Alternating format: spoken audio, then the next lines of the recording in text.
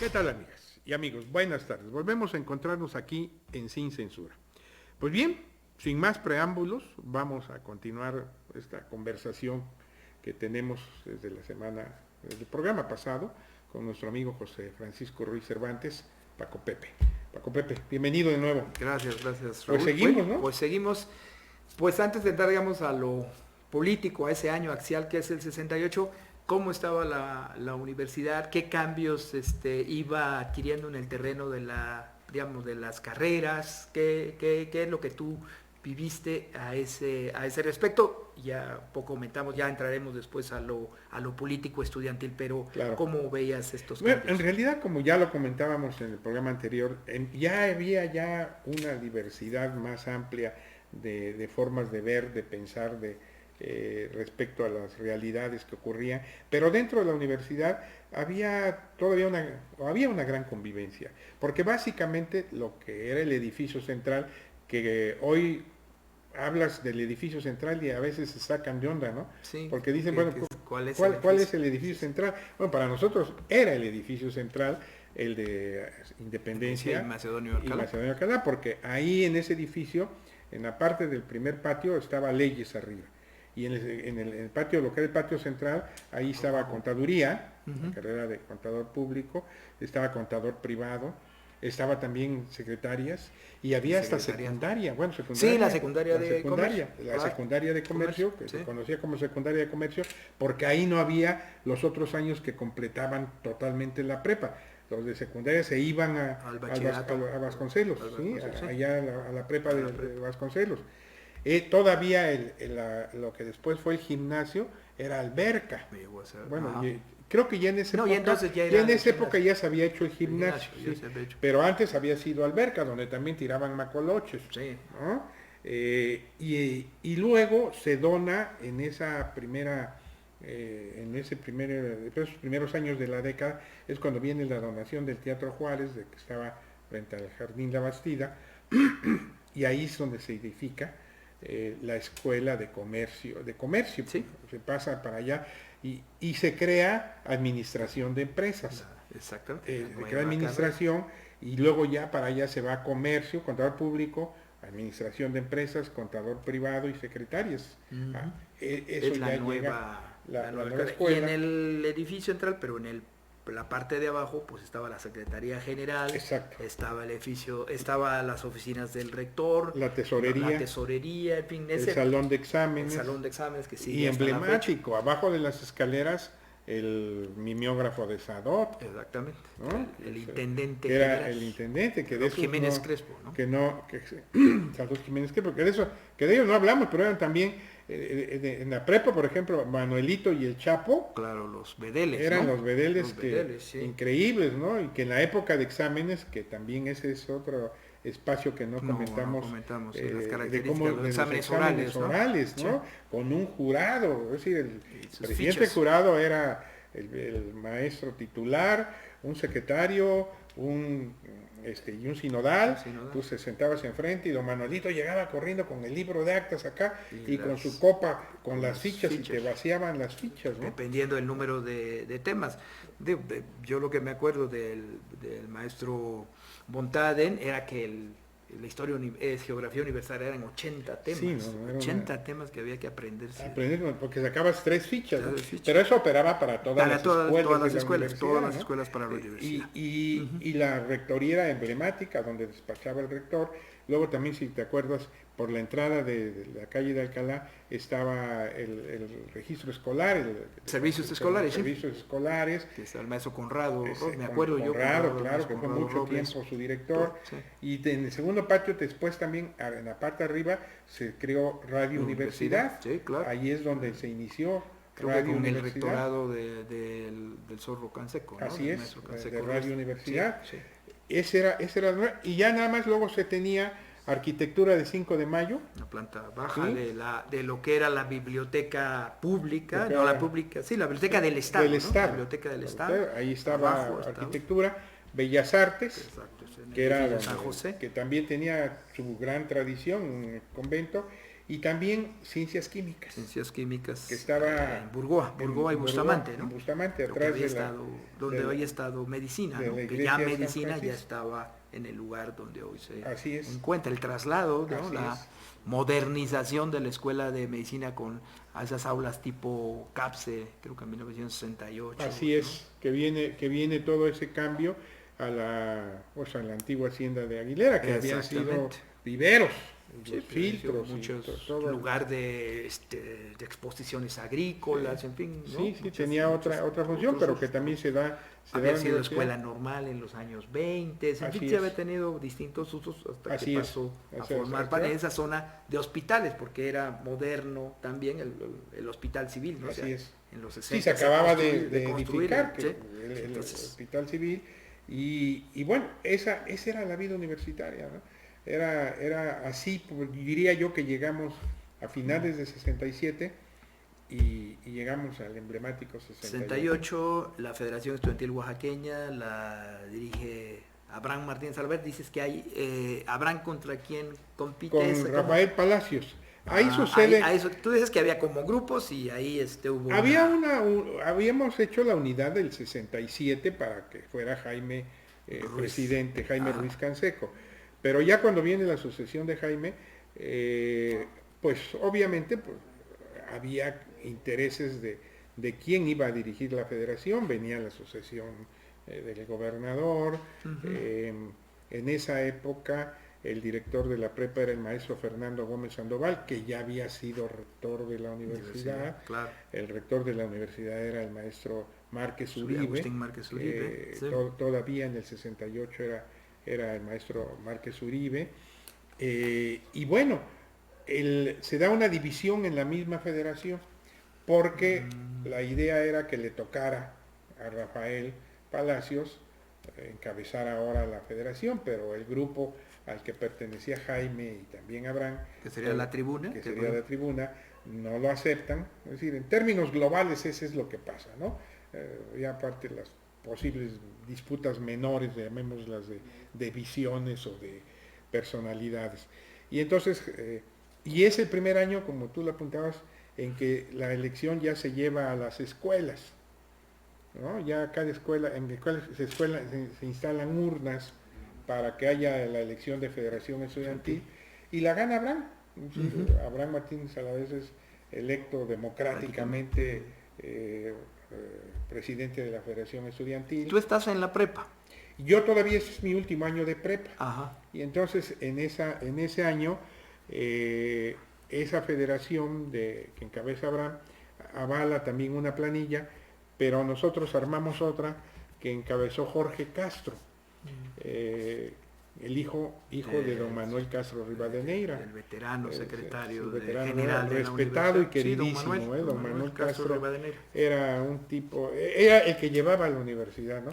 El maestro Cabero era el tesorero vitalicio, ¿no? Y Manuel Castro era el secretario. Sí, llevaba la parte formal. Los secretarios siempre llevan la parte, de la institución formal. Fueron personalidades que duraron muchos años al frente de esos encargos dentro de la universidad, y creo que le dieron una gran estabilidad, esa es la verdad, ¿no? Sí, era la institución, la institucionalidad exactamente estaba en eso.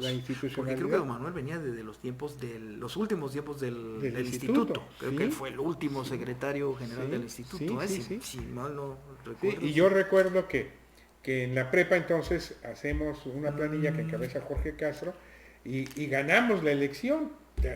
El otro grupo lo encabezaba nuestro amigo Jorge Machorro, Víctor Raúl, creo que ya estaba. Sí, ya era el Liceo Juárez. Ellos se organizaron en el Liceo Juárez.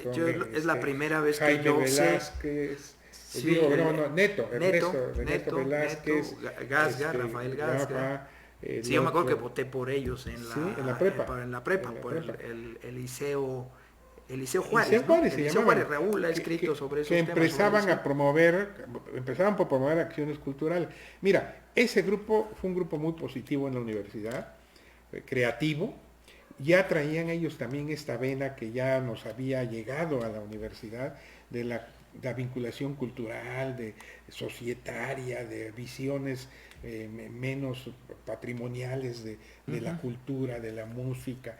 Es decir, yo creo que todos ellos aportaron mucho, Pero bueno, nosotros les ganamos como por 6 votos O sea, eran votaciones muy reñidas, ¿no? Fue muy reñida la votación y Jorge Castro es vicepresidente, presidente de la escuela de prepa, la mesa directiva, y yo soy su vicepresidente. Y otros compañeros, ahí creo que ya venía Jaimito Canseco, que también después lo fue en el 71. Ya los jóvenes, yo creo que ese fue el segundo año que tú estabas en tercero, en 68, sí, ya estaba en tercero de secundaria. No, sí, tercero de secundaria, sí. ¿No?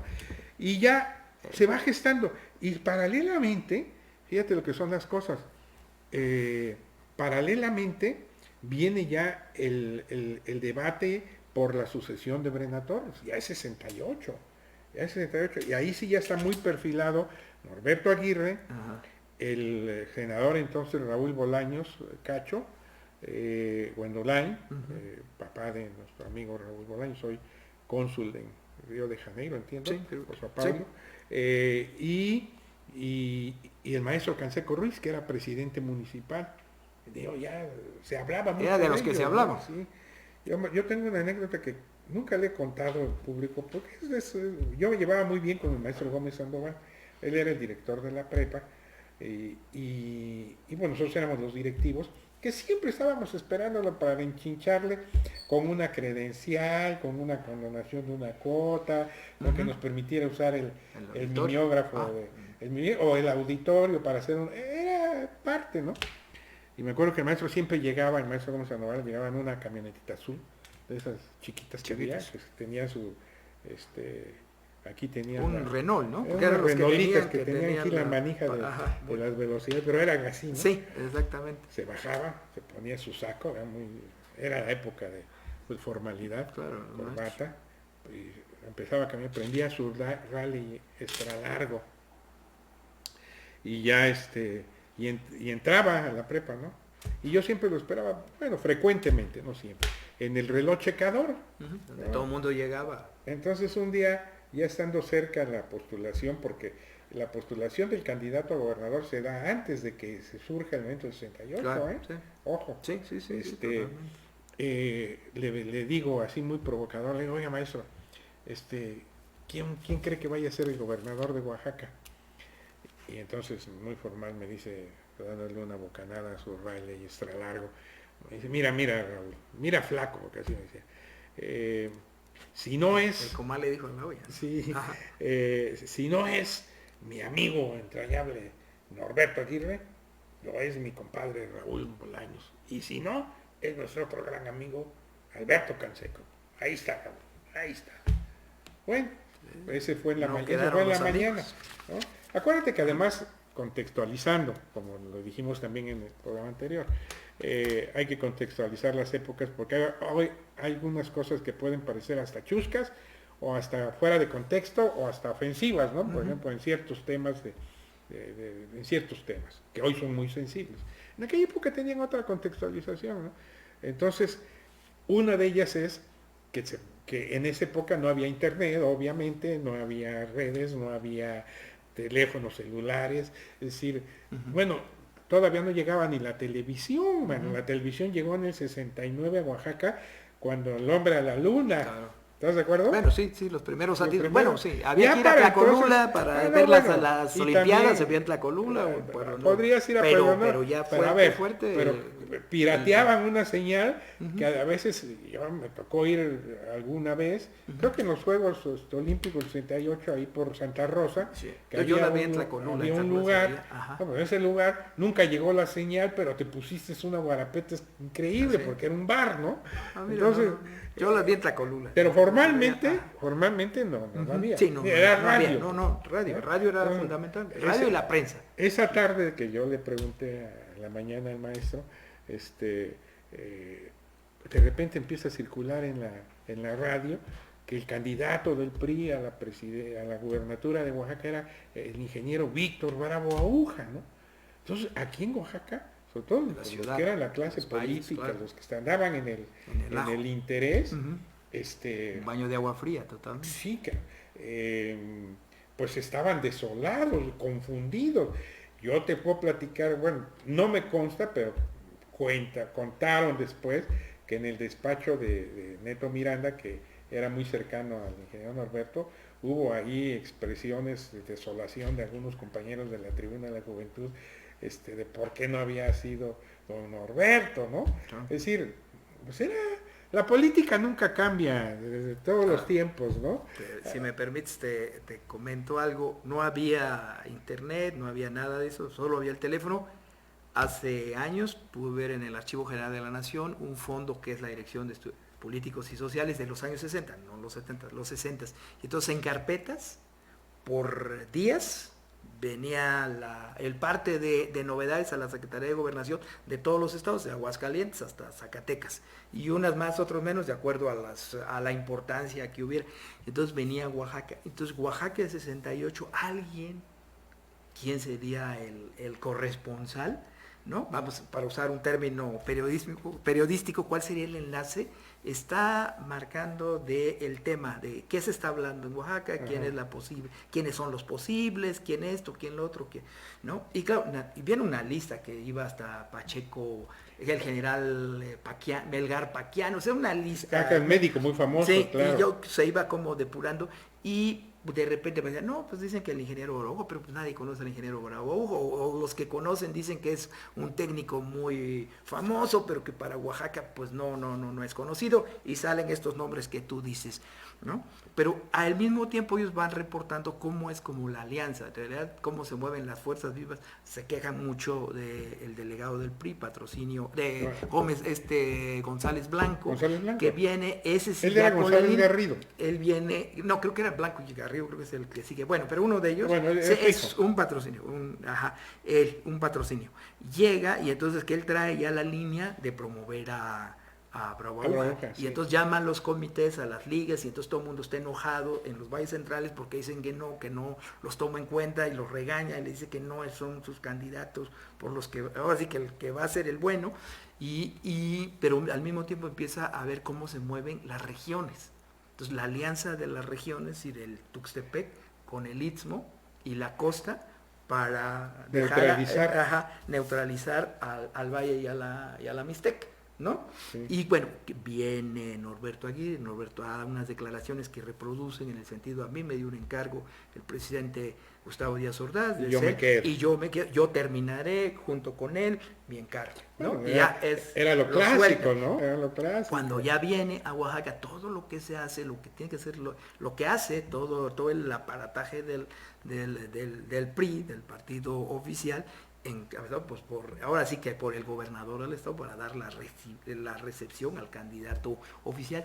Incluso en esos reportes viene cuál es la participación de los estudiantes. Dicen que este grupo, la Tribuna, estaba inconforme y que se había manifestado con algunas pancartas. Las reproducen, pero tú dices, bueno, pues qué lenguaje cifrado, porque habían manifestado ahí su rechazo, su inconformidad. Pero dicen los nombres de quienes estaban inconformes, ¿no? Dan nombres y yo te puedo decir desde la Tribuna, ¿no?, quién fue que lloró, pero bueno. Esto por lo que es del reporte. Sí. El reporte, o sea, iban siguiendo el pulso. Coincide con lo que te estoy platicando. Sí, hacían, cómo ellos lo están. Sí, bueno, ahí llevaban un seguimiento evidentemente de lo que estaba ocurriendo, ¿no? Pero el fin de la anécdota que te estoy contando es que al día siguiente, bueno, cuando ya todo el mundo sabía que era Bravo Aguja el candidato, yo voy y me paro al reloj checador a esperar que llegara el director, ¿no? Ya igual el ritual, baja, pone su saco, su radio y ya venía, ya ves que eran unos escaloncitos que se subían y luego caminaban, ¿no? Entonces cuando venía ya subiendo el maestro, me ve y me dice: flaco, te lo dije, Bravo Aguja.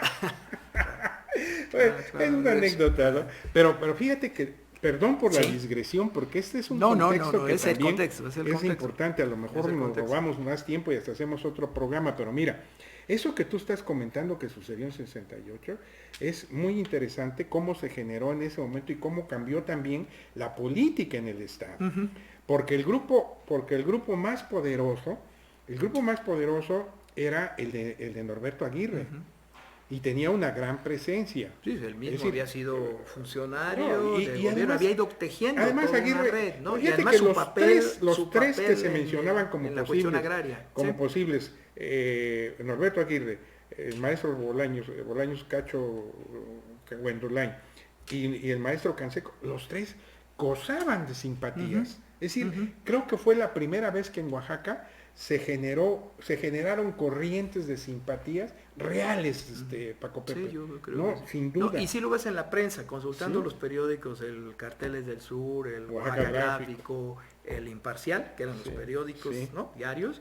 Sí se percibes percibe que había ese recuerdo. en y las sí, columnas políticas de la época. Quien le toca el destape y llega como delegado de PRI es exactamente patrocinio, es González Blanco Garrido, era hijo del que fue secretario del Trabajo, González Blanco Chapaneco, que después patrocinio fue el secretario de Gobernación, era en el 71, en el 90 y sí, ya 94, ya después. Era un joven, pero y sí efectivamente él venía con la consigna de cambiar, de planchar los temas, porque se venía el tema paralelo de las diputaciones locales y de presidencias municipales, aunque las presidencias municipales se elegían después del gobernador y del Congreso.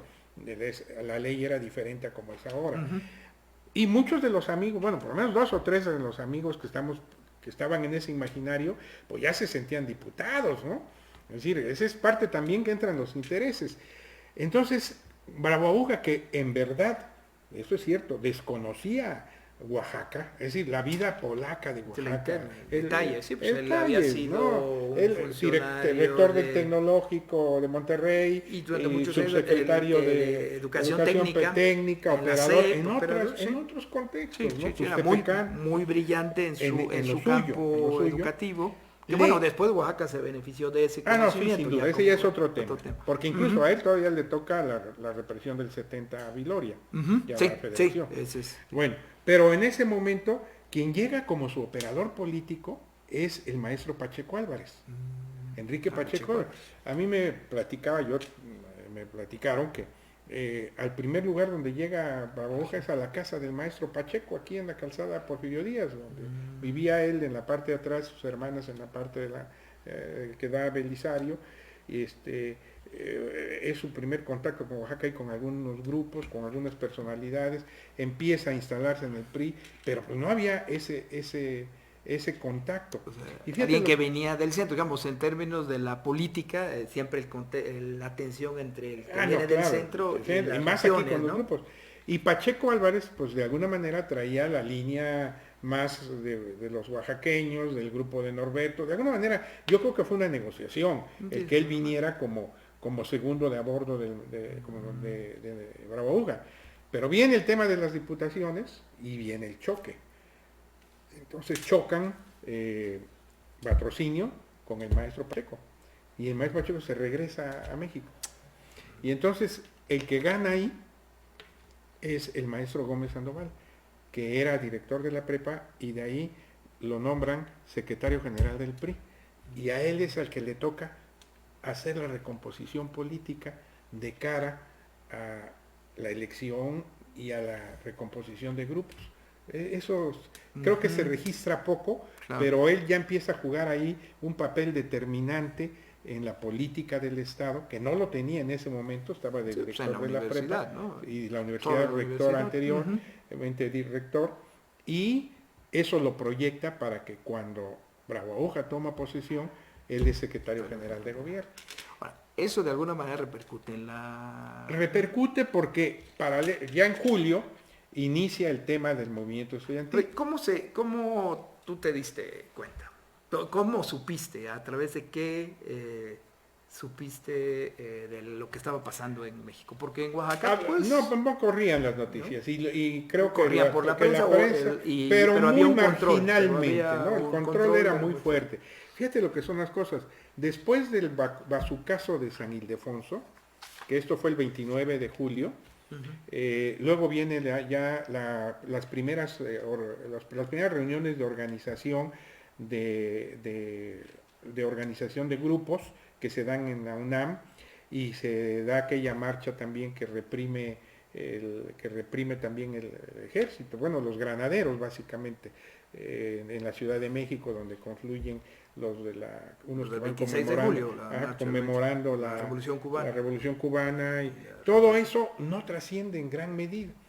Y en los primeros días de agosto, no exactamente, no tengo precisión de la fecha, ya iniciado el movimiento, ya conformado el comité de huelga de la universidad, ya empezando a haber paros. Quien llegó aquí a Oaxaca y nos platicó fue Cuauhtémoc González Pacheco, por lo menos me preguntas a mí, él nos platicó. Que era estudiante de economía. Que era estudiante de economía y Temo estaba muy cerca de todos estos temas. Economía fue un reducto del movimiento estudiantil, todo el área de humanidades, ¿no? Incluso, bueno, también ciencias, por ejemplo, donde es Marcelino Perelló, en fin, pero el BUO también creo que era de economía. Pablo Gómez es de economía, etcétera. Entonces, Cuauhtémoc nos platica y empieza, entonces surge ahí en la prepa una corriente, diríamos, donde ya participan nuestros amigos, que decidimos, del liceo Juárez, que decidimos plantear hacer una marcha. Pero ahí ya está Moisés también. No, Moisés. todavía no. Moisés era maestro, ¿sí? Era maestro. Entonces decidimos hacer una marcha, pero como aquello era otro tiempo todavía, le fuimos a avisar al rector, al maestro Márquez Uribe, que él lo platicó, ¿te acuerdas que creo que algo esbozó en el acto conmemorativo de la autonomía? Entonces le vamos y le planteamos, maestro, queremos hacer una marcha en apoyo a los compañeros de la Universidad Nacional, y yo asumo que el maestro Márquez Uribe siempre ha sido un demócrata, porque su respuesta nos sorprendió. Dice, bueno, sí, pero a ver, puede haber disturbios. Empezó a plantear lo clásico, escenario, ¿no? Lo que se le toca esperar. Seguramente él tenía hasta más información ya del ejército y de lo que estaba sucediendo. La universidad era muy monitoreada. Y en ese momento nos dice, pero mire, vamos a hacerla juntos. Lo voy a plantear al Consejo Universitario y que el Consejo Universitario encabece esa marcha. Pero acordamos el contexto de la marcha. Bueno, ya se había dado la marcha de México con el rector Barrosierra, ¿no? Ya estaba el antecedente, ¿no?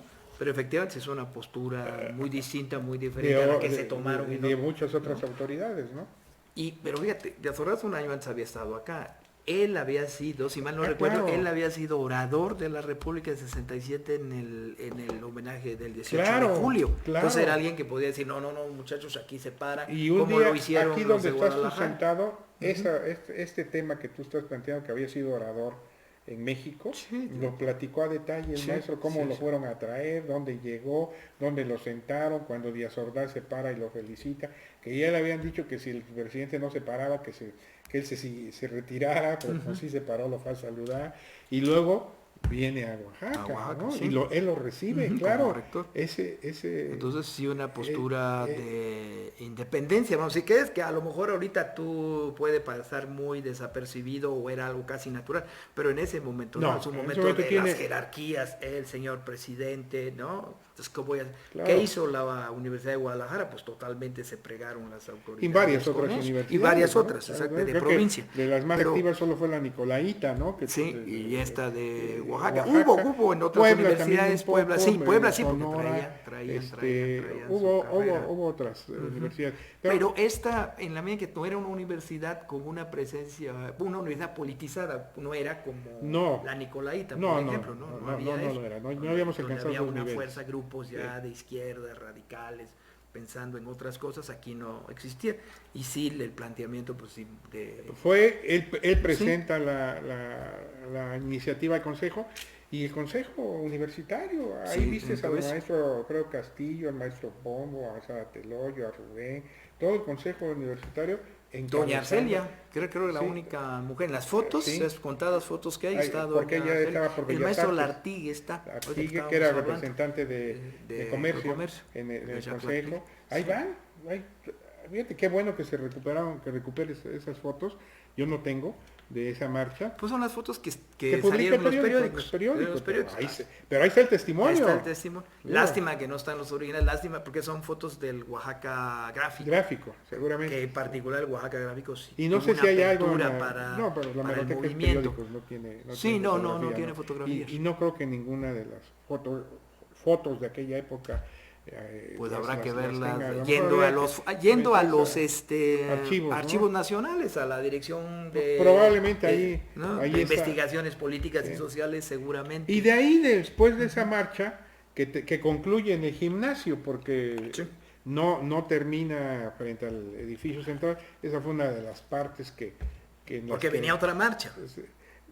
Había otra marcha pero que venía en apoyo, ¿no? Pero con el riesgo que ya había planteado la autoridad de que pudiera haber algún momento de provocación, se acepta que se termine la marcha en el gimnasio y ahí termina la marcha. Pero ya la semilla estaba sembrada. Entonces empieza a surgir, empiezan a surgir iniciativas y empieza a haber reuniones, a veces inicialmente un tanto clandestinas. Ya empiezan a participar otros actores. Yo diría que ya para septiembre, finales de agosto, ya también Moy se empieza a involucrar con todo un grupo de jóvenes que pues de alguna manera eran sus alumnos y lo seguían mucho. Cipriano Rojas, Toño Castillo Viloria, Lupe Millán, entre otros. Y ya se va conformando lo que fue finalmente el comité de huelga de la universidad. Y ya en ese momento... Pero te voy a hacer una pregunta, perdón que te interrumpa. Pero no sé si te acuerdas. Lo que hace ¿cómo se llama? Yáñez, como secretario de Educación de Díaz Ordaz, es juntar los calendarios. ¿Te acuerdas que el calendario A, el calendario B, escolares? Y entonces en nuestra universidad entra en eso. Entonces nosotros nos íbamos a ir de preparadas. El ciclo escolar se está acabando en julio y para empezar nosotros en septiembre, como todo mundo, ahí nos íbamos a... Pero se corrió. No, a lo que voy es que estábamos, yo lo que recuerdo es que se estaba terminando el ciclo escolar, comenzaba la parte de las preparadas, de los 15 días de preparadas, que tampoco no comentamos, pero era ese espacio entre antes de los exámenes y después del que se terminaba el ciclo escolar, los 15 días para preparar, para ponerse al día para los exámenes. Estábamos en eso cuando estalla la huelga, está en ese. Yo nunca no he sabido cómo se dio ese proceso del estallamiento de la huelga, la constitución del comité de huelga. O sea, ese porque tú me dices, ¿cómo fue? Empieza a generarse. Porque está la FEO. Está la FEO. No, lo que pasa es que la FEO... ¿Cuál es el papel? Le tocaba un papel para decirlo en términos comedidos, se hace un lado. Y ya empiezan a surgir otros liderazgos. No tengo más nombres de aquella época, pero creo que participamos de diferentes escuelas. Y llega un momento en que la huelga se declara casi de una manera informal, ¿no? No es el consenso, no son las asambleas de las escuelas que están llamando a la huelga. Y se toma el edificio central. Entonces ahora sí que casi la minoría, por la vía de los hechos. La vanguardia toma... Por la vía de los hechos se pasa a la huelga, se expropia el mimeógrafo de Sadot. Bueno, no era de él, pero era lo que tenía a cargo. Yo siempre lo comento con cierta remembranza en positivo, pues, ¿no? Lo apreciábamos mucho. Sí. Y se empieza ya a generar, y entonces ahí el recinto que se convierte en paradigmático es el Paraninfo. Claro. Porque allí empiezan a haber sesiones, de reuniones, de toma de decisiones, se forma una comisión para elaborar proclamas. Luego ya se va generando, se incorporan compañeros de varias escuelas, muchos que después incluso se alejaron llegan, hay su Daniel López Nelio también participó, porque después hubo una huelga de hambre cuando apresan a Moisés. En fin. Pero en un primer momento el movimiento es en solidaridad con el movimiento de México, no, con la UNAM y el POLI, sí, eso el pliego petitorio. El pliego petitorio, y empezamos a hacer mítines frente a la universidad, y se consiguió. Nunca falta quien expropia un aparato de sonido y pones un tablado y empiezan los mítines. Y lo conectas a la batería de un carro. Sí, ahí empezó, y empieza a tomar forma el movimiento. Llegan algunos compañeros de México que tenían información.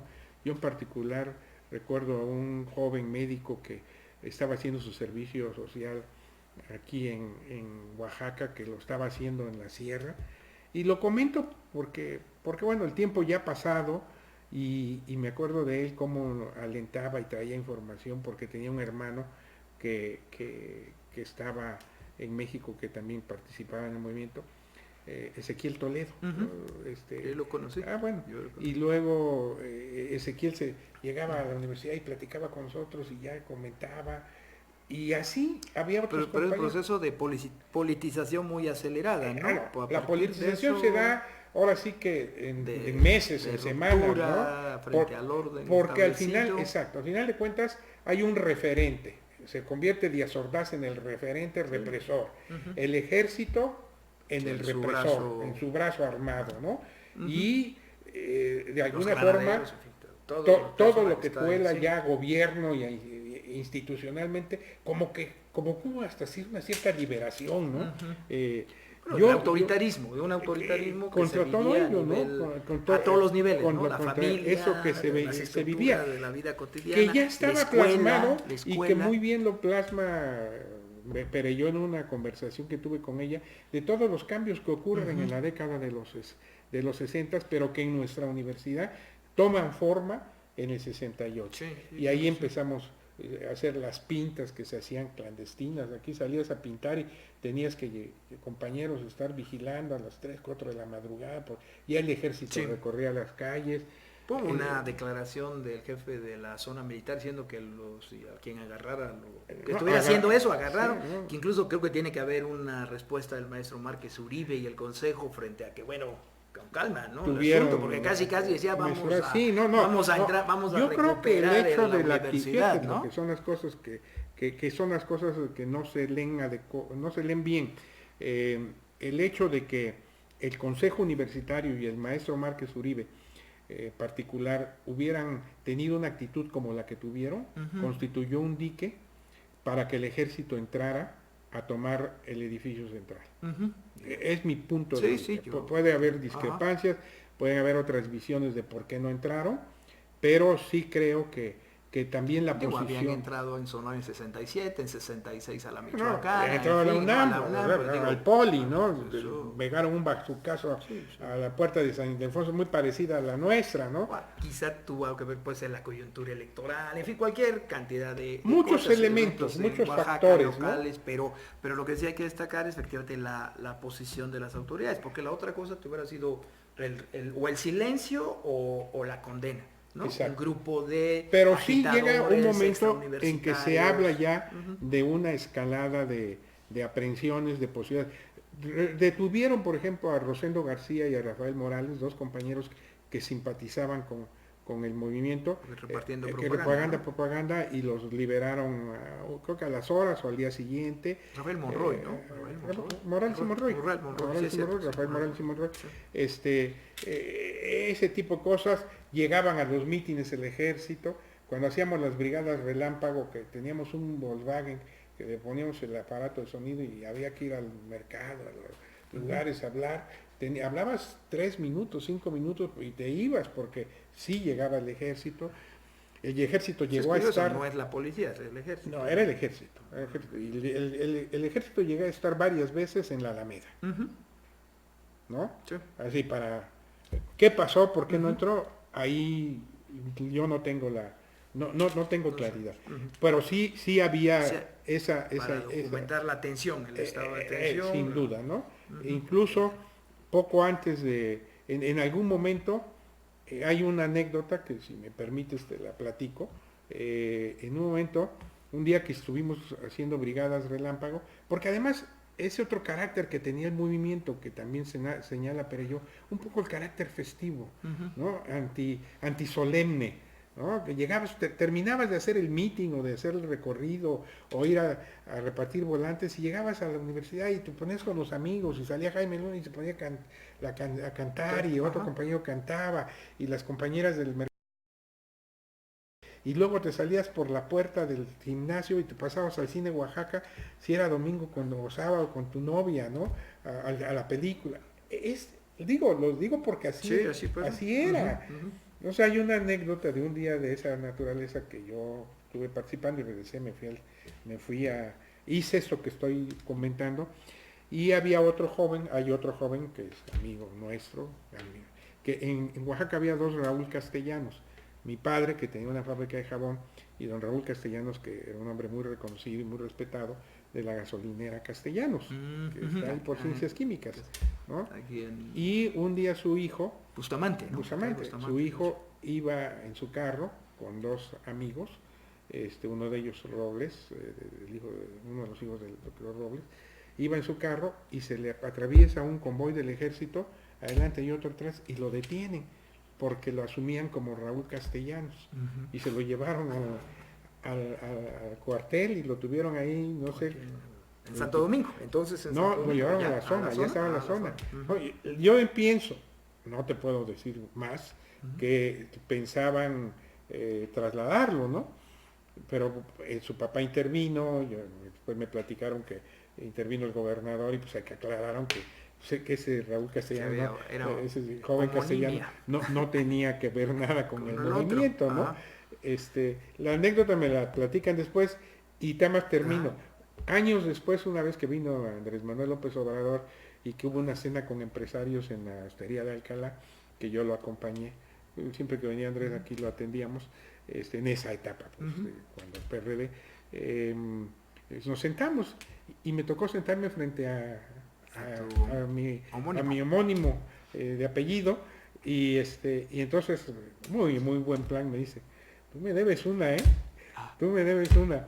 y ya platicamos la anécdota, la validó, ¿no? Pero ya venía esa escalada represiva, A ver, pero ahorita que mencionaste, el movimiento tiene esa solidaridad que se logra a partir de los mítines y todo, pero hay también una solidaridad de los padres de familia, de estudiantes, ¿no? Sí. Y creo que ahí mi papá encabezó un comité de padres de familia, no sé si tuvo un nombre específico, pero el comité de apoyo de padres de familia, ¿no? De padres de familia, mi padre pequeño pero activo, vamos a decir, porque bueno, muchos te digo que de la gente de las regiones pues los regresaron a sus casas. Sí. Entonces, más bien, hubo mucha desmovilización de la universidad. Y la gente que se quedó pues era más de la ciudad, de los valles centrales. 5,000, 4,000 estudiantes que éramos, menos, 3,000 y pico que éramos estudiantes de la universidad.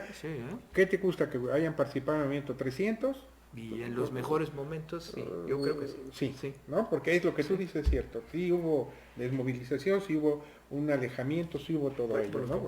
Que mandaban a sus hijos a clase y les costaba, digo, pues vete, regrésate, mi amigo. Sí, además había todo ese tema. Además, aparte del peligro de que algo pudiera ocurrir. Sí, se formó ese comité de padres de familia, que no recuerdo bien, pero sí llegaron a hacer pronunciamientos públicos de apoyo. Llegaron a intervenir en algún momento frente a autoridades buscando la distensión, sesionaban en el Paraninfo, ahí se reunían los padres de familia en el 68, y luego ya creo que son temas, están tocando cosas allá al detalle, pero son temas que no se han, en lo que se ha hecho del movimiento de estos procesos de reconstrucción, no se ha tocado lo suficiente, ¿no? Por eso hay que señalarlo. Los actores, pues unos ya no están, otros no tienen la cercanía con lo que sucedió, ¿no? Luego ya se da aquella noche, no sé si lo tienes registrado, cuando hubo un intento de rescatar un domingo, ¿no? Un domingo, la universidad que muchos fueron a sacarlos del cine, ahorita me acuerdo de eso por lo que me estás contando de los del cine. Y que finalmente nos juntamos y sí, eran 6 o 7 jóvenes los que habían tomado el edificio. Igual era también una... era una aventura así muy descabellada, ¿no? Y finalmente se les hace un juicio en frente de la universidad. Me acuerdo que a uno de ellos se le coloca en un carro, entiendo, se le sube, ahí se le hace el juicio, y hubo alguien que aventó una cuerda, man, y le cayó acá, y otro compañero que estaba parado junto a él, la hizo así, y en el aire se cerró la cuerda.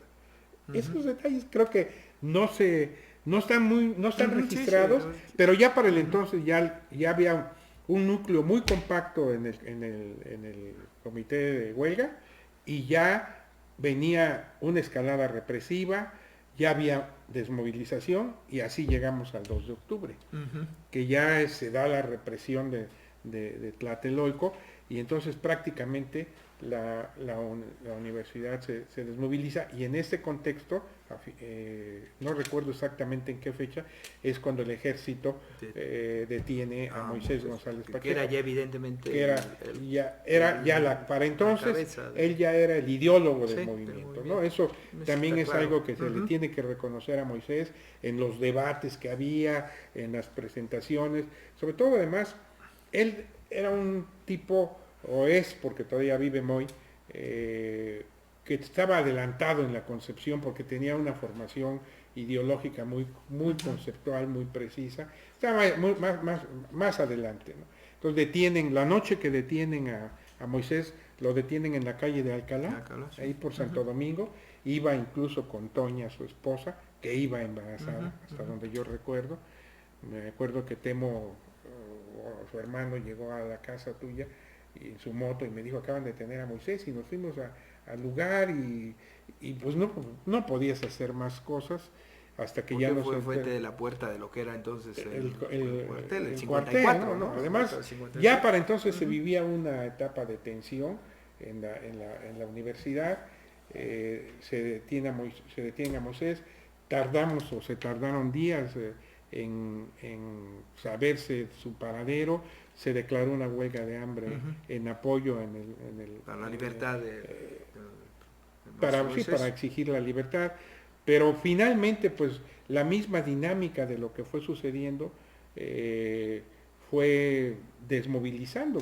Yo asumo que finalmente la desmovilización fue un proceso, yo no diría que natural, pero sí consecuencia de la gran represión, incluso también de la misma desmovilización que se da en la UNAM y que se da en el Poli, ¿no? Que finalmente las escuelas empiezan a regresar hasta que nosotros regresamos a examen. En diciembre se regresa, se entrega, está esta fotografía famosa. Que fíjate, viendo esa fotografía de estos jóvenes que cuando se está entregando el edificio, los que están, hay una foto a colores que me decía Pichín que él había tomado porque su hermano era fotógrafo profesional y le prestó la cámara, y de esa foto contada, que debe ser la única, porque a ese acto acudieron muy pocos. Pues sí, ya si tú la comparas, por ejemplo, con estas fotos que tú tenías de la Federación de Jaime Ruiz Canseco, todos de traje. Ya no hay traje, ya desaparece la corbata, desaparece el traje. El Casimir inglés, ¿no? El Ribetex, ¿no? ¿Te acuerdas? Sí. El Ribetex era el popular. Ya es otra, incluso en los rostros, muy jóvenes y de una extracción diferente, ¿no? Sí contrasta esa porque sí, el movimiento popular, incorporó mucho más ¿no? tipo de sectores, ¿no? Y bueno, pues esa es la... Pero bueno, surge el Comité Pro Reformas Universitarias, que está planteando ya algunos cambios en cuanto a... Bueno, empieza a hacer una crítica de la institución educativa, ¿no? Dice que la universidad debe incorporar... 69, ¿no?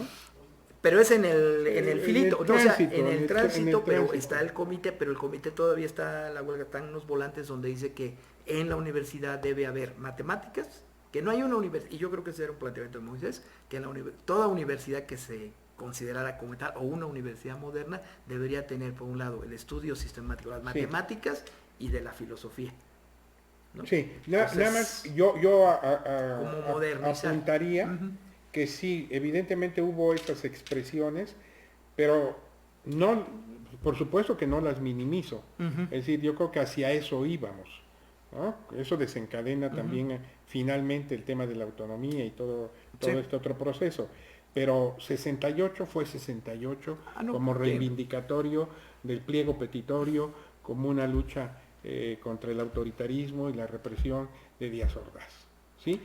Estos temas... Pero yo creo que esto del comité de reforma ya es como lo específico, ya lo que son puntos finos, ¿no? Sí, son puntos finos que como en todo movimiento surgen y que después van tomando forma, ¿no? Sí. Pero ahí ese es el gran 68, ¿no? El 68, el 68 que además se inserta en todo el ámbito digo, aquí esto no se ve bien en esta foto, pero sí dice nuestro 68 es esta foto. Hay una foto a colores. Esta está muy mal, pero la versión a colores es muy... Esta apareció publicada en estos el cincuentenario, testimonios del cincuentenario.